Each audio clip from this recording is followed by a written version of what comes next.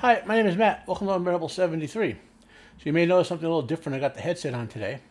So I just watched Obi wan episode 3. And I swore to myself I wasn't going to do this. That even if I had a lot to say about something that was negative, like the Obi-Wans or whatever, Obi-Wan series, I would do it in the same format as I did my standard reviews, just a little longer because I didn't care about spoilers for stuff I consider crap, right? But this is infuriating. I watched this episode just now, and I'm like, if I have my series hypothetical, I explain how they could have done this entire story 10 times better, in less time on screen, right? But no, they don't do that, okay? And I thought the second episode was bad, Well, now let's go with the third episode. So anyway, I'm just going to kind of do some live commentary on this. This was going to be a long one because there's a lot to say, okay?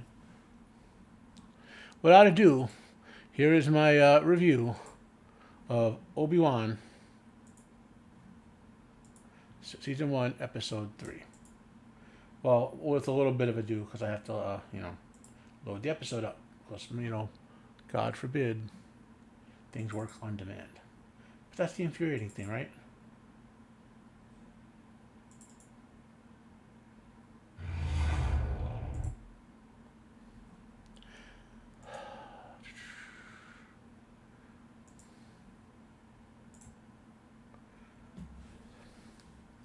So they open with a standard sort of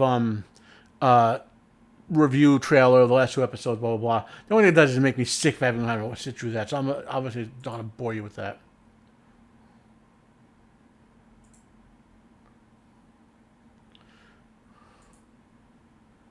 So the last scene of the last episode was Obi-Wan force connecting to Vader long range, which that itself is consistent with both with the old Legends EU verse, so to speak, of how powerful a Jedi could be. Okay.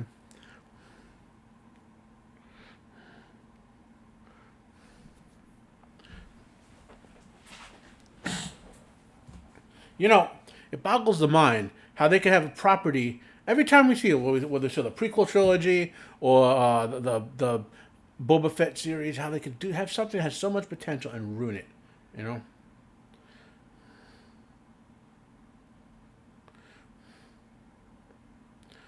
And I will skip through parts of this, just for the more boring episodes.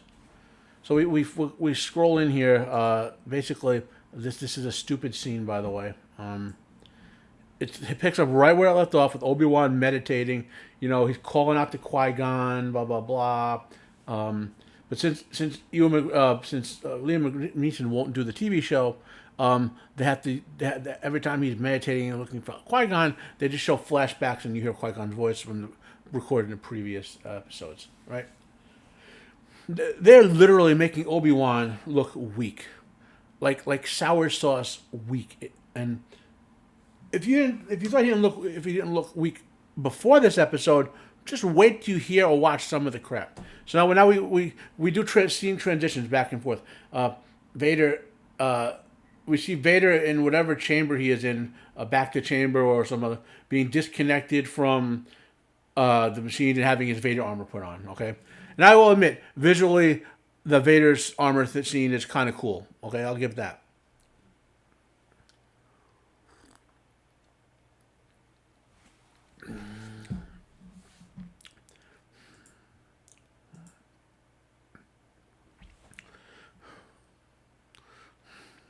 So, after that back and forth force connection scene, they transition to Vader in his throne room. Of course, Vader's got to have a clear throne room with Reva, right? Vader stalks out there. We see the fires of Mustafar, the lava. They're doing all they can to build Vader up, right? Which, fine, he's one of your key villains, Again, all of Vader's scenes in this are fine. Vader's like the this scene with Vader and Bat Reva, where he's like, the Grand Inquisitor means nothing. I'll promote you if you succeed. I'll kill you if you fail. No question. And if you watch my video hypothetically, you can see right here could have been Vader having with his prospective apprentice scene instead of this crap we get after this. So Vader orders her to take over the search for Obi-Wan. Now let's transition to the next set of scenes. But I point something out. Vader walks away, blah, blah, blah, good, fine,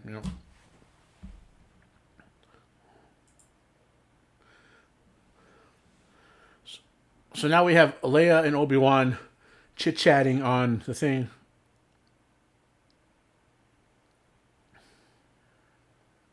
She wants him to use. She suggests he use the Force to make the vessel move faster.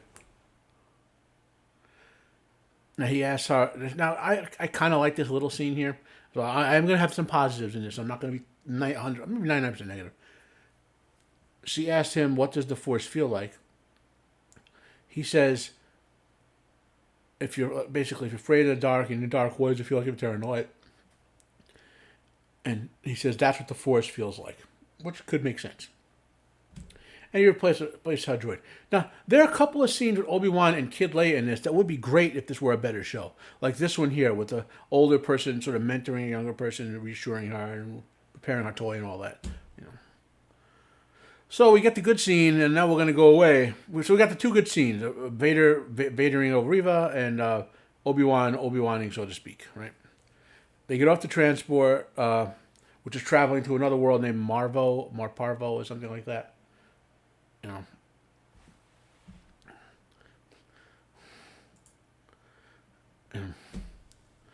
There's Stormtrooper. There's a droid. We see this type of droid later. They're loader droids.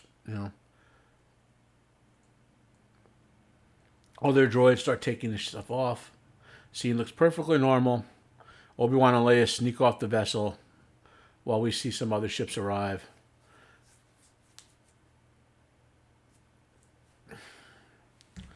And we see them, again, they seem to want to occupy attention by distracting us with beautiful landscapes. But as we see stormtroopers inspecting what came, while Obi-Wan and Leia walk away down a desert road. And here's where we start getting crap.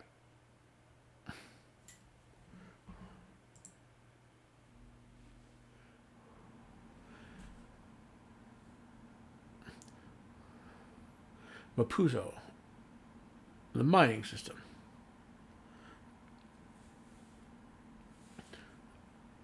Obi-Wan demonstrates cynicism, of course, by saying, if our new friend was telling the truth. And Leia's like, why would he lie? And Obi-Wan, again, a Jedi Master. I'm going to emphasize a Jedi Master with decades of training on dealing with his emotions, somewhat angrily snaps Leia, not all people are good people, Leia.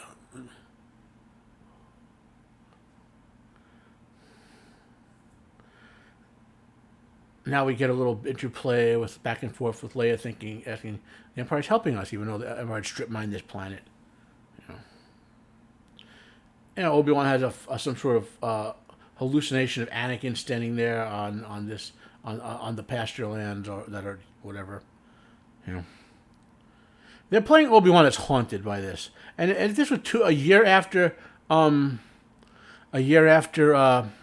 the events of Return of the Sith, I'd be okay with that, okay? But it's not. This is 10 years later. This is a Jedi Master. A guy known, even among the Jedi Masters, being calm under fire.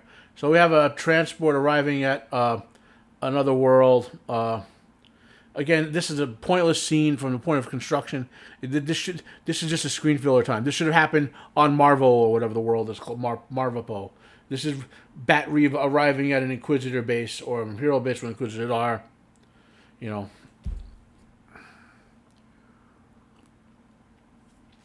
in a scene stolen right out of Return of the Jedi and whatnot, and with the Emperor and Vader arriving, there's a full honor guard of like a dozen stormtroopers standing there, and they all stop. And Reva walks by, everyone stops, like as if it's Vader or the Emperor walking by. These are the Inquisitors. They're servants.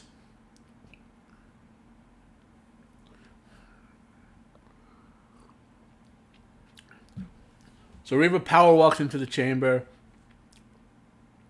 states where Obi-Wan is, blah, blah, blah. You can hear the hostility in her voice. You have Inquisitor Mushroom Head uses Force TK to sort of make her bow to his will.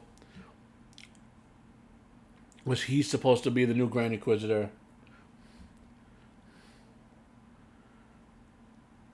Did I understand when it films that Reva is a bad guy? And Reva's like, I just spoke to Lord Vader, right? And the Inquisitor is like daring her. And here, right now, they have the writing undercuts Vader. But Reva goes, remember, Vader ordered Reva to take over or upon pain of death. And Reva goes, no, Vader asked me to do it. Now, is this a sign that Reva is, thinks herself above being ordered by Vader? Or is this the writer of the show having the woman undercut Vader, a man? We don't know. You can't tell because of how inconsistent the episode is written.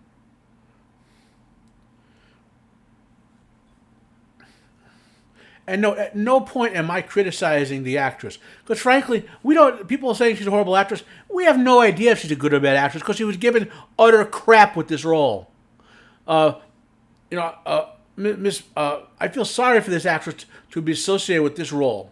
She should have refused it and gotten a real role. So we're transitioning. The probes get launched into space. These are the standard probes you saw in Empire Strikes Back, like the one that Vader sent out. Basically, she's duplicating Vader's search to search for everyone. And now we're transitioning back to, Obi-Wan and Leia. And Leia is snarking. It seems okay. The beginning of the scene's okay, where Leia's snarking like, I can't talk or I don't talk. Obi-Wan, you don't talk. Setting up their cover. So now Obi-Wan, again, not demonstrating any calm. Apparently the Force wasn't telling Obi-Wan he could trust that guy. As if Obi-Wan wouldn't have used the Force to say, can I trust this guy? And now, Leia, right here, Leia becomes the leader of the party. That's right. In Obi-Wan's own TV series, this little kid basically becomes the leader of their group. For the rest of this episode, when Obi-Wan and Leia are together, Leia takes the lead. Obi-Wan is just there in scenes to give Leia stuff to do. So she's like, well, if we're going to be alone, we need help, basically. So she runs over, and then Obi-Wan, the veteran soldier, the guy who doesn't trust the guy who had tried to help them, it's just calmly letting her go to a perfect stranger in truck. Doesn't grab her with the Force and pull her back. Doesn't use his suit. Apparently, Leia and her Naruto running abilities can outrun anyone, so Obi-Wan can't catch her to grab her, right? No. So they drop this story on this transport guy. He's like, basically, Obi-Wan just wants directions, and Leia, again, the leader of the party, says, come on, Father, we walk too much. And they hop into the back of the transport, right?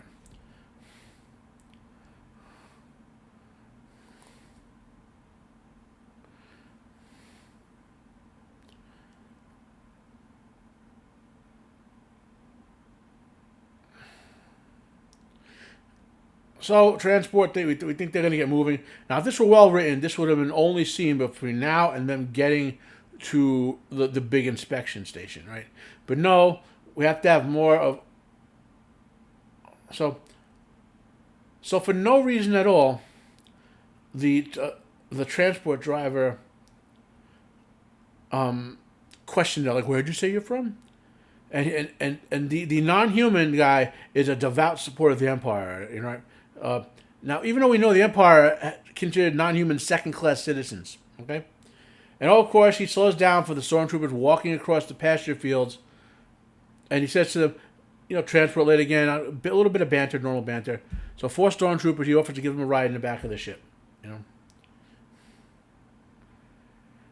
Now, I want to point out, Obi-Wan has effortlessly used the Jedi mind trick on stormtroopers before, okay? Effortlessly. Obi-Wan, the transport identifies them to troopers, and the stormtroopers say, well, we're out looking for a Jedi. The transport driver goes, I hope we're not in any danger from the Jedi, Troopers always, oh yeah, if we find him, we always do. Obi-Wan looks at Leia, looks troubled. Actually, Obi-Wan looks more confused. Almost every facial expression he has in this show, up at this point, is him being confused in some way. It's like he's saying, I should be acting here, but there's nothing to act with. Trooper asks Obi-Wan, are you a miner? He's a farmer, a little bit of banter, a little passive investigation. Obi-Wan's like, it's a long story how I got here. And of course, ultra precocious Naruto Leia interjects. He brought me here to see the place where my mother died or whatever. You know. Obi-Wan says, yes, would you see... So, right now, the troopers are talking to Obi-Wan. Obi-Wan's like, I wouldn't know a Jedi if I saw one. And Leia immediately begins interjecting, because she's mentally 20 years older than she is, except when she's not, And then, okay. So, and let's be clear what happened in the sequence, okay? Obi-Wan, after Leia says, there's not even a Jedi here, and you can see the troopers getting a little suspicious because this girl's acting older than she should be, or whatever, or she'd be disloyal to the Empire, right? Which remember, Leia inherently is a child that's raised to be loyal to the Empire because her father is not going to expose her to the rebellion at this young an age, okay? So she should be, as a child, loyal to the Empire. Should be no questions on that one, okay? So the troopers maybe sense that there's a child being a little disrespectful, and a little more chit chat, and then Obi-Wan, the Jedi Master, for decades, okay, who has learned to control his however you want to call it, controlling his emotions or suppressing them or dealing with them, okay, as we've seen repeatedly, however, gets frustrated by a small child and slips up and calls her Leia, right? Now, so I guess this is the writer's version of showing how Obi-Wan has flaws or something, right? And so then they try to write themselves out of this with with what the scene happens next, where Obi-Wan and they come up with a story where we're still troubled by her mother's death. Her mother was named Leia. Sometimes I look at her and see her mother, which of course is a callback to, yes, he does in fact see Padme when he looks at her. Okay, but point of fact.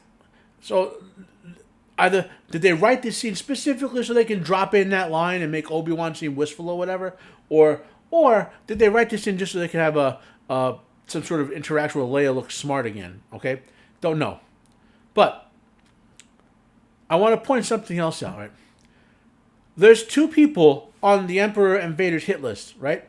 Yoda and Obi Wan Kenobi.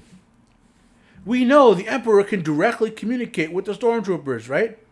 Why are not the stormtroopers, who are all clones, who are auto-taught in, at this point maybe more or less and less troopers are clones and they're all recruits or volunteers or whatever. But, why do not, you would think that elite stormtroopers would know who the top most hunted people by the Empire are. Like maybe there's some criminals they know, or, and they might have pictures of Obi Wan Kenobi and Yoda, right?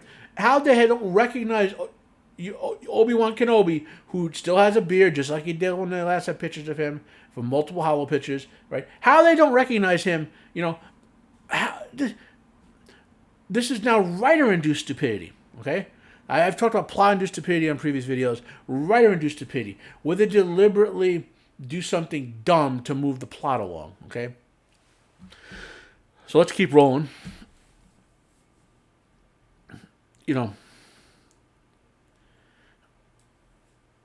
Leia gulps, like very visibly gulps,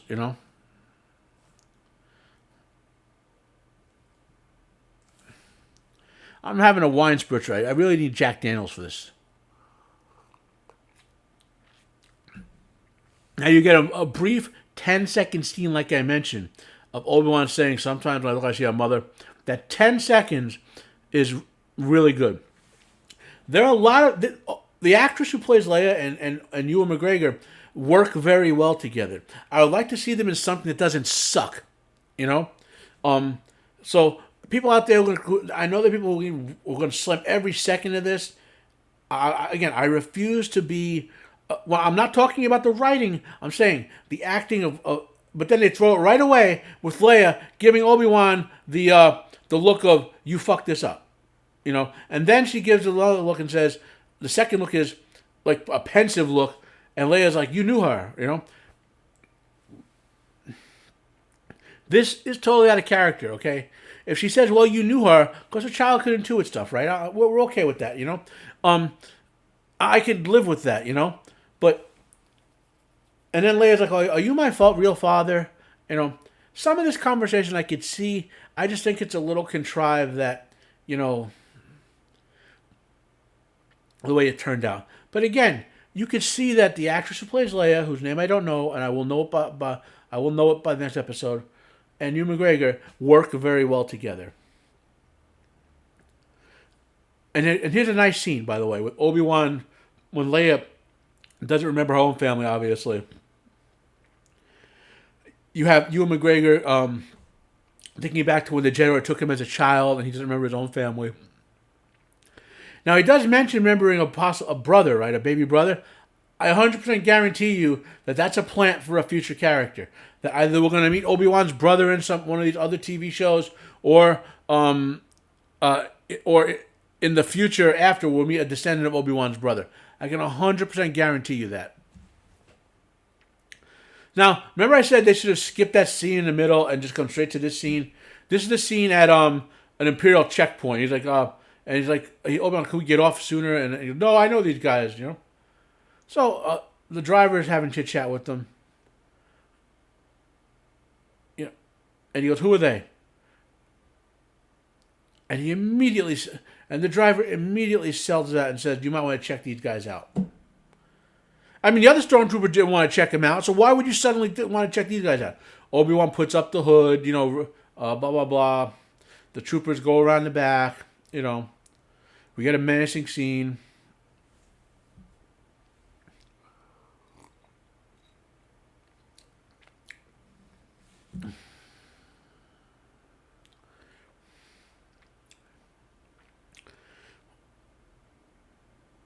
Obi-Wan steps out. Leia gives him another don't fuck this up look. Obi-Wan gets out and doesn't prep for his lightsaber. No, clears his blaster. Keeps looking down, not wanting his face to be shown. And of course, the Imperial probe shows up handily at that time. Now, Obi-Wan does step in front of Leia. That's a good direction to say protect the child, blah, blah, blah.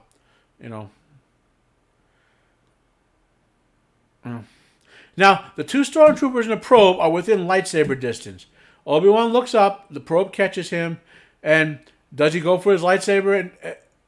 Nope, goes for his blaster, takes out the probe. Now, unlike the last episode, where Obi-Wan couldn't hit the side of a building, he crushes these guys with his blaster. Takes the hostage. That guy gets shot by a stormtrooper. Stormtrooper gets cut in half. Obi-Wan clubs him on the back. Somehow that guy lived through the blaster. Last stormtrooper has Leia, right? Now, does Obi-Wan use the Force to push him away? No. Why would he use the Force? He's not a Jedi, right? Or is he? Obi-Wan fakes putting down the blaster. Veteran stormtrooper somehow gets fooled. And then Obi-Wan somehow hits him with the perfect accuracy. Couldn't hit a guy to save his life in the previous episode.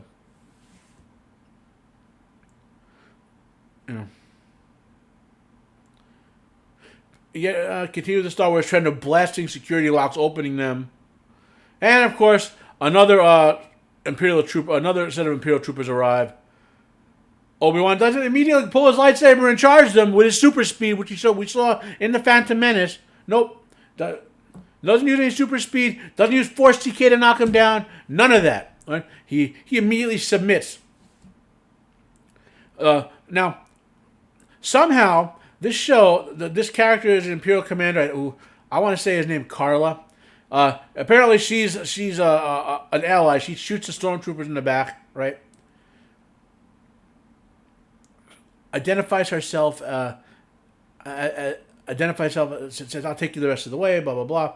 Somehow they managed to make Indira Varma look unattractive, which is par for the course because women can't be attractive, right?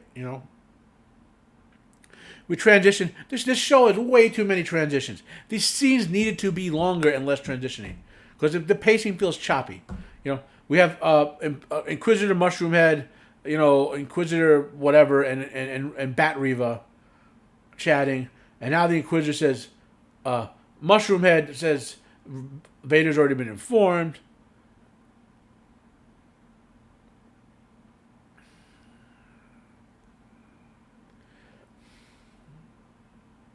So Bat Reva marches out. It seems like 1/3 of Reva's scenes are her marching places.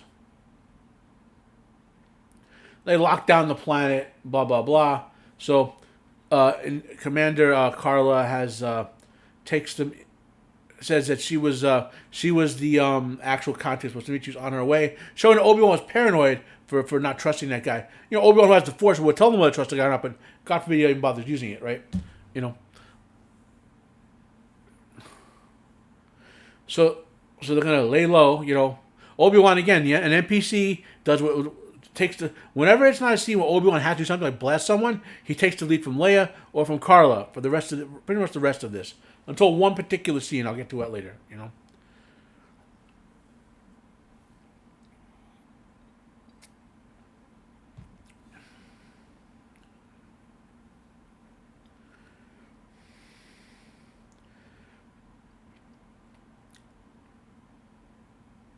Now, we actually get a good scene again between when they're not having Leia act not her age.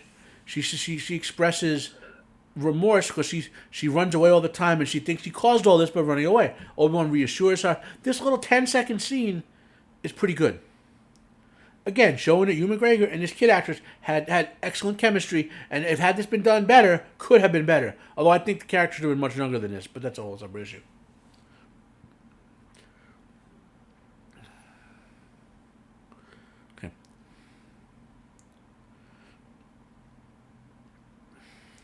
So they head in, Indra Varma closed the door, right? A droid pops up, Leia shows fear of the droid. His name is Netb, which is familiar from something.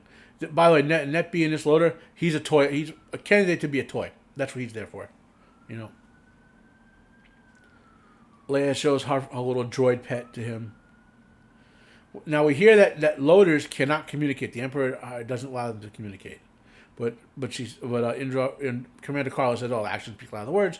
Then they reveal a secret room. Okay, there's nothing obvious about this secret room. Nothing. Remember that. Nothing. Obi-Wan's like, "What is this place?" And she says they have a safe house like that throughout the galaxy because they're trying to help the Jedi who are running away. And then here's a plot thread for other prequel era series where they're calling it the Path, where they go to Jabin, they give the Jedi and the Force sensitives new identities hidden in the galaxy. What they're basically establishing is a whole bunch of Jedi survivors and Force people. We learned the Empire has Force sensitive people now, which kind of makes some sense, but if you in the EU, the old EU, Palpatine was looking for them in Vader, not so they could kill them, but to get them early to make them become like secret apprentices. There weren't a lot of them. This is important to remember. In the old EU, there were not a lot of Force sensitive people who were capable of becoming Jedi or Sith or Dark Jedi. There was a relatively small but powerful Force. Okay. We get a little bit of Jedi wisdom only when the eyes can close, can you truly see. And then there's symbols carved on the walls of the Jedi and others who passed through there. We have stormtroopers knocking on the outer door. They want to do inspections. Loader waits on more writing-induced stupidity. If you maintain the cover properly, B9 or whatever, Net B would went to the door right away because he's as a droid who's supposed to lord the Empire. He would have walked over immediately, opened the door. Wouldn't have been any contest on that. More bad writing, basically. And they're like the Jedi was seen every time. Apparently, these two stormtroopers, despite working with dozens of these loader droids, don't know that they can't talk. Not these two, these stormtroopers. One of them actually tries to question him. We see Net B with a hammer behind him. So he's going to be a hammer wielding toy probably. You know. Finally, the other says he's just a loader. He didn't understand. You know. So we have one moron stormtrooper and one non-moron stormtrooper. I don't understand. Like, whoever directed this, and I have it in my notes somewhere.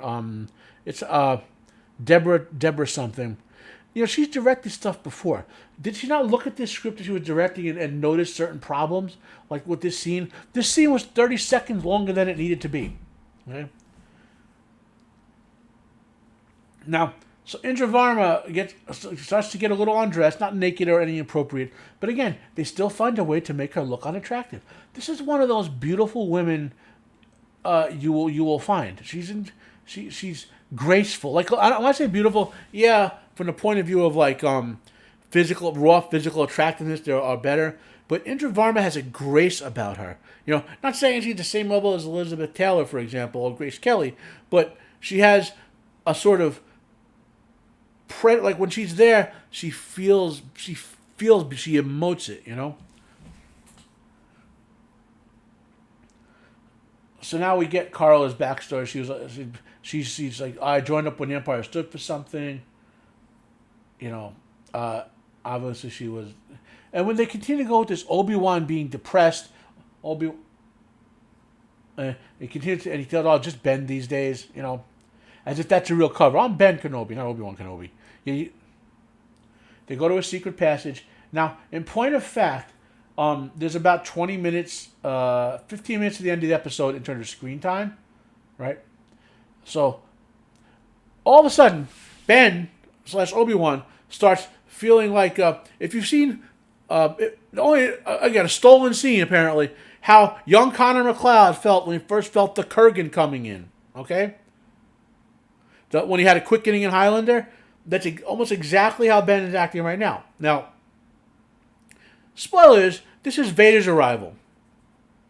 We see the Inquisitors come out, and we hear Vader's voice. And see Vader coming in. Now, I'm going to say, this scene right here with Vader, they do nothing to really undercut Vader in this, and some people have a different take on this. With Vader going down, when he does what he does for the next 10... Because Vader can sense Obi-Wan the same... right? Yet, the one inconsistency is how Vader couldn't go right to Obi-Wan. Okay? But he can clearly sense him. He tries to draw him out. And so what does he do? He starts basically executing people. Just using the Force, pulling them out, snapping their necks, blah, you know.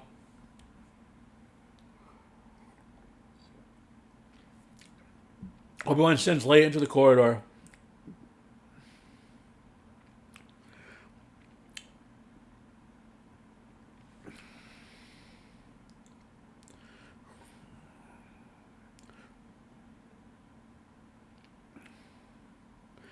And he stops when he senses something.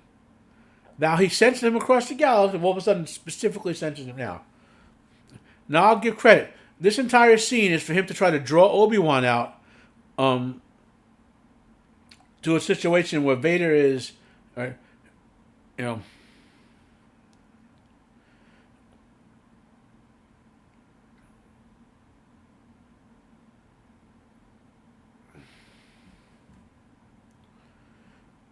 and now we flash to a scene of the Inquisitors looking like, why would they know what Vader is? You see them looking fearful. I mean, fearful not in the sense that Vader is doing something they've never seen before, but fearful in the sense that like, why is Vader doing this? When they do this stuff, this is the Empire. The Inquisitors are taught to do this to people. Obi-Wan, now here, this bit with Obi-Wan saying he'll lead them away. That is a heroic act, so that Obi-Wan would do something like that. I'll give credit there. Vader just left and right, just murdering people.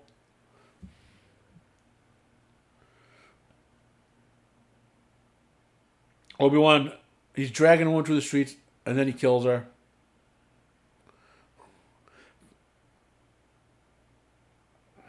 Finally, as he's about to kill some people, Obi-Wan catches his attention.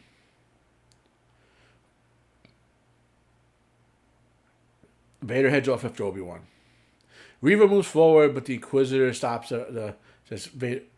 Says not to go and to sweep the town. Okay. Reva scowls as if she's being stopped. I mean, what does she think is going to happen?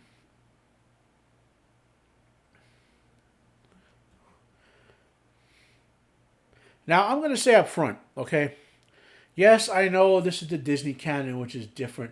But George Lucas blatantly said, okay? Blatantly said in interviews, okay? And if they're going to ignore this, when they do this next sequence between Obi-Wan and Vader, then frankly, there's no saving Disney Star Wars. Not that they saving to begin with, but I mean, even if they came out, even if Chapek was fired and Kenny was fired, and George Lucas became head of Disney, right? And said, I'm erasing the Disney trilogy of movies and all the shows, okay? That'd be the only way you could actually save Disney Star Wars, okay? I'm just resetting it to what was before. We're gonna do 3 new movies, okay? But so in the old in Lucas Star Wars, I'm gonna say Lucas Star Wars and Disney Star Wars, okay? Lucas stayed outright the following, okay? Anakin at the time was the Force directly in creating him, meaning, okay, and this is a sort of God to Jesus analogy because the Force, if you ever watch like Joseph Campbell interviewing George Lucas deliberately has the Force be a stand-in from God. The George Lucas concept of the Force is it's sort of a mix between Western Judeo-Christian Abrahamic concepts of God and Eastern philosophies with yin and yang. Okay, it's sort of a mix. The Force is sapient and it has a will under Lucas's version. Okay, so Lucas said when the Force, Palpatine had been driving the Force into imbalance, the living and the universal Force. The living Force is the kind of the aspect of the Force that deals with day to day, and the universal Force is the aspect of the Force that deals with the long term. And in theory, they should both be in balance, and particular Jedi Masters are drawn to be one or the other. Qui-Gon was the last living master of the living Force. Okay, and if you follow the storyline, the Jedi Council, all masters of the Universal Force, they've been pushing him aside. Yoda was a little more imbalanced than the others. Okay, but and that's why Qui-Gon wasn't staying a lot of time on Coruscant. Right, he was following the living Force and going out and doing stuff. Right, so, and that was by Palpatine's design. He wanted them to be in imbalance. Right, so, and yes, by the way, the entire first movie, if you didn't understand what was going on, it was basically to kill Qui-Gon. That's the whole point of Darth Maul being trained and all that, was to kill Qui-Gon, the last master of the living Force, the last chance for the Jedi Order to get back into balance and stop what Palpatine was doing.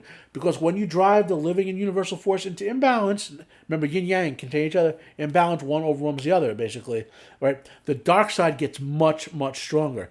Because as Yoda explains to us, and George Lucas confirms in his canon, the light side is by far the strongest of the two sides. The light side is the Force that is drawn upon with your positive emotions, and dark side comes your negative, your easier emotions. Yoda explains it in the show. Lucas, right? So blah blah blah. Force is in balance. Force creates Anakin to bring balance to the Force, right? But the important part of this, I'm not going to go into the whole rest of what happened. So Anakin is the most powerful Force user ever in the time of period where Lucas explicitly states the Force users like Mace and Yoda and Obi-Wan and Palpatine are among the most powerful Force users in the history of the galaxy. Okay. Anakin is twice as power potential as Yoda and Palpatine, who are equal, right? Okay. Right below them in power potential, like maybe 10-20%, are Mace and Obi-Wan. Okay.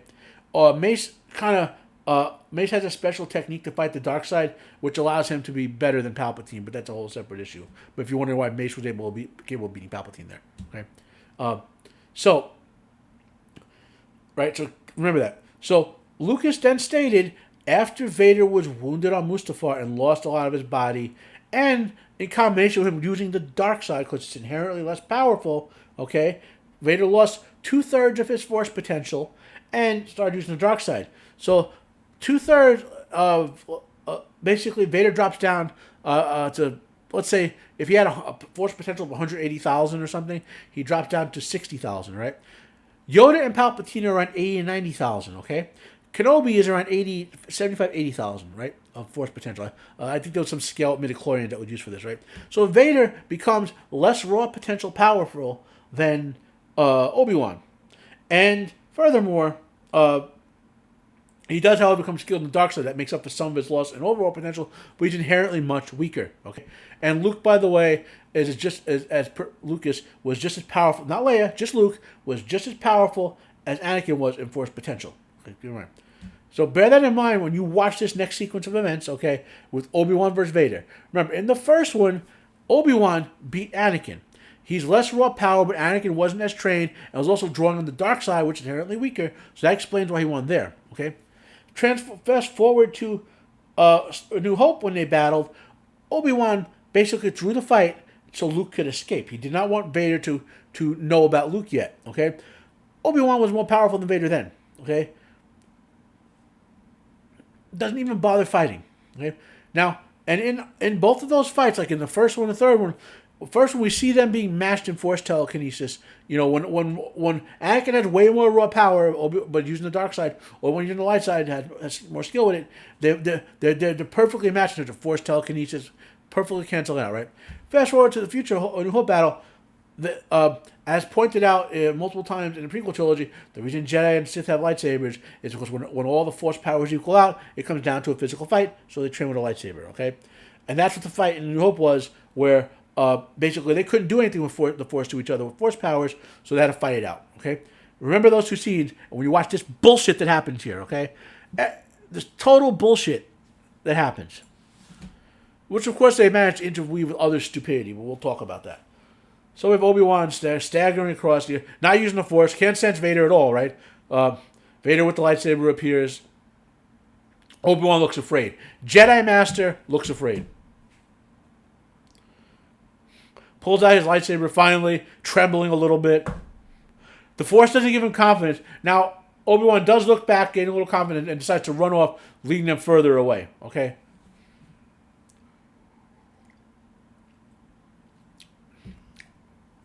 Finally, after running a little more, we get the promised confrontation that they did for this shit show.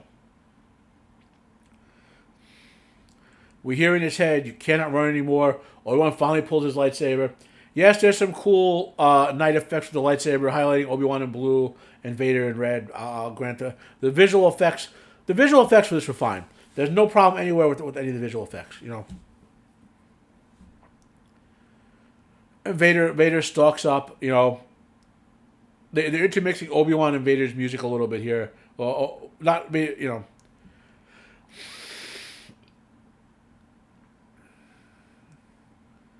And now, of course, Vader's like, "What have you become?" Obi-Wan, "What do you become?" Vader's, "I am what you've made me." How Obi-Wan did not know that Vader was alive for 10 years, don't know. You'd think he might have read the newspapers. Back to the town. Stormtroopers are, you know, sneaking around.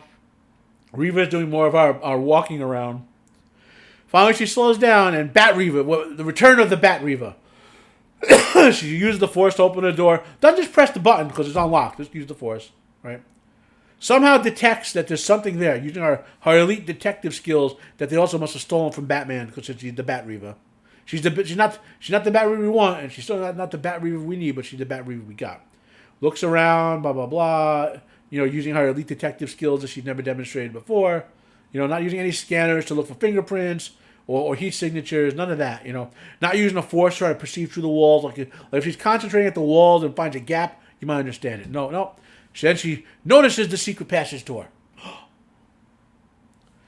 Obi-Wan again running away from Vader. Fine, he's leading him away. But he should look less panicked. He should be stalking, not looking. Vader somehow surprises him.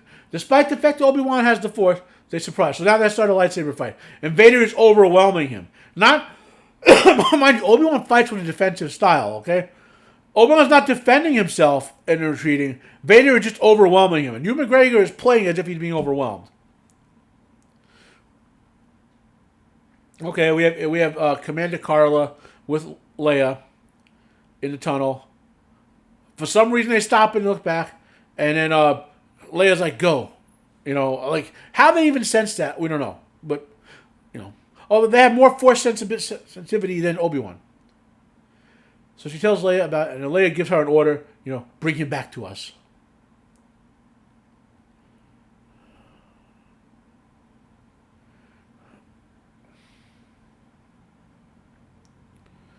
And then Leia runs off. So they've been retreating down this corridor for the entire amount of time that Obi-Wan has been leading Vader away, which is at least 10 minutes.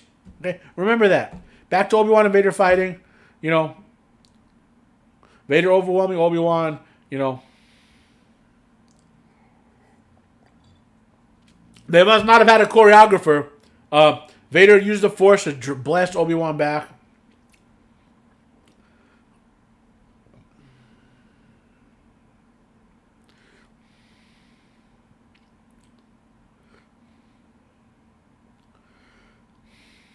Obi-Wan hits a steam thing. How is a steam going to hide you from someone who could sense you in the Force? I don't know, but more bad writing. Bat Reva uncannily begins to stalk around the secret. Now, Bat Reva's gotten into the secret bunker chamber, right? So she's looking at all the symbols on the wall. She recognizes one of them, blah, blah, blah. You know. She's using her elite Bat Reva skills to somehow detect shit.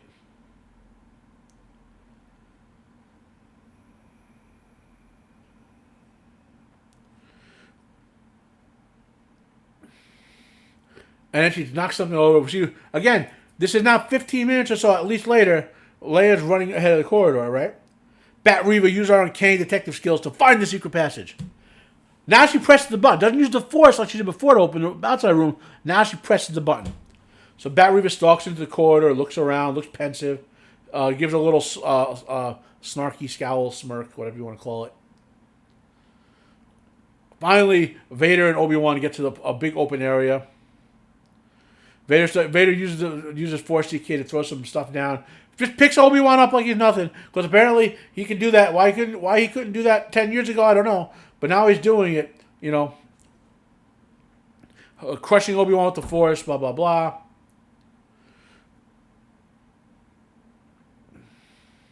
He sets apart a bunch of fuel with the lightsaber. And basically, he wants to burn him. He wants to burn Obi-Wan the way he burned. Now, that's bullshit, okay? Vader is a Sith. Vader was a borderline, arguably a borderline Jedi Master. Now he's a Sith. He would just kill Obi-Wan. There's no, wanting Obi-Wan to suffer like this. Because he knows Obi-Wan is dangerous. Says he's not even going to kill him outright. He's gonna just torture him. Does he what? Do you think the Emperor would just let that go and not just kill him? Vader puts the fire out with the Force. Obi-Wan's burnt up. Tell the stormtroopers to go bring him to him. And, of course, Vader doesn't sense any of what's about to happen. Okay, as Commander Carlo shoots the stormtroopers stand there and don't get to cover or anything.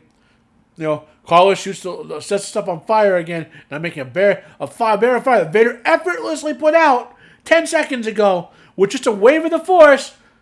He just stands there and doesn't put the fire out again and kill Obi-Wan or grab Obi-Wan with the Force and pull him to him. Yeah, he picked Obi-Wan up like he was nothing in the scene before.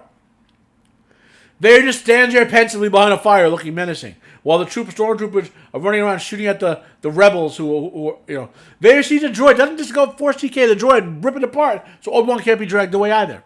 Nope, none of that. Nope. Vader just breathes, and turns away and walks away. Doesn't leap over the fire. Doesn't put the fire out to pursue. None of that. We transition back to Darth Inquisitor Mushroomhead and his subordinate, who said they've escaped and now we'll never find them. Now, we have to get him to Javine. I guess he needs medical treatment. Blah blah blah. You know. Well, again, Leia is now using her Naruto running down the corridor, and she's been running down the corridor for almost 20 minutes before Reva got in the corridor. Yet Reva gets to the end of the long corridor somehow ahead of her.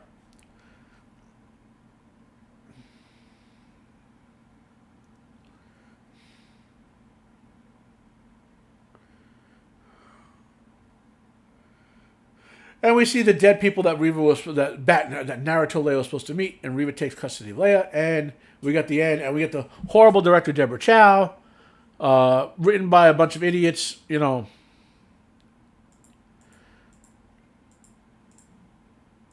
So, I had originally promised myself I wouldn't do this type of lengthy, spammy review, but I couldn't help it. This episode is filled with such utter crap. It was unbelievable. It was worse than both of the last two combined, except for maybe, like, if you take those couple of scenes I mentioned with Obi-Wan and Leia, like, it was total less than 2 minutes, by the way. Not even, maybe 2.5 minutes, right?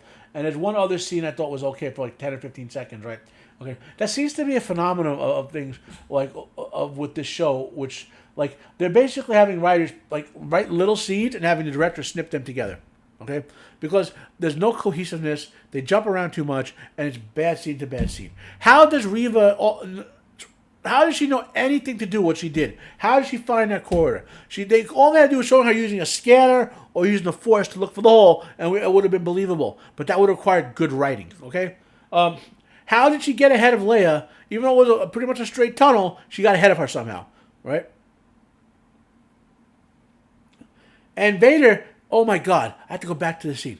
We see Vader effortlessly grab Obi-Wan with Force DK, hold him, and Obi-Wan couldn't do anything about it. Yet he couldn't do it to Obi-Wan in the past battle or the future battle. Does it right there, picks him up and holds him, right? Obi-Wan's powerless to move, starts to fire, burns Obi-Wan, blah, blah, blah. And then the Rebels start to fire, and now Vader can't effortlessly put it out with the Force. Okay? Vader can't grab Obi-Wan Force DK again and pull him to him. Vader can't use Force DK to leap over the new fire. Vader can't use Force to just rip the head off of Loader B-19 or whatever his name is and stop that. Can't do any of that. Vader couldn't detect the rebels surrounding him. Nope, couldn't do any of that. I'm getting stressed, and I'm gonna go watch some Stranger Things Outer Range so I can do some reviews of good stuff. This is Matt, Unbearable73. They don't make enough alcohol to watch this show too. Comment down below if you have any questions for me. Yes, I'll do the last 3 episodes of this because it's an utter travesty. It needs to be commented upon, And I'm going to stay away from... Again, the problem with Bat Reva is not the actress. And anyone's going to say, well, the actress sucks. You have no way to say that because she's been given shite material. Okay? You can't judge her to be a good or bad actress until we see her acting and more stuff. She's a very young career until we see her acting more stuff. She's playing the role they gave her. Okay? That's all she's doing. And the role sucks. Okay? The material sucks. The writers suck. The plot sucks. Go watch my video, hypothetically, where I take the core concept in this show, using them, and make a much better plot that could have worked. Okay? Anyway, I'm Matt. This is Unbearable73. Like if you like, dislike if you dislike, share it out if you want, if you're interested, if you want to help me out. Please subscribe if you can. I'm working on trying to get my subscribers going. That's the crap, and I am out of here.